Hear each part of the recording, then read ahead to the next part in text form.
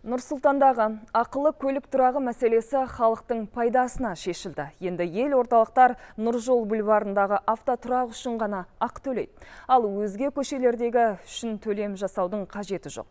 Бұл туралы көлік және жол көлік инфрақұрылымын дамыту басқармасы бөлім басшысының міндетін атқарушы Марат Есеркепов хабарлады. Оның сөзінше, тұрақ үшін ақша жинайтын компания паркоматтарды пайдалануға рұқсат алмаған. Салдарынан қалалық бюджетке қаражат түспеген. Ақша серіктестіктің өзіне аударылып отырған. Ал ел орталықтардың ақы қарастырылмаған көлік тұрағы үшін төлеген қаражаттары қалай қайтарылатыны әзірге белгісіз.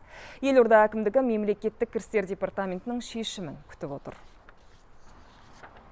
Требования со стороны частной организации выполнены не были. Тұрақ үшін ақша жинайтын компания тарапынан талаптардың орындалмауы мен тұрғындардың шағымдарына байланысты елорда әкімдігі жобаны кеңейтуді тоқтата тұру туралы шешім шығарып, келісім шартты бұзу туралы сотқа арыз берді.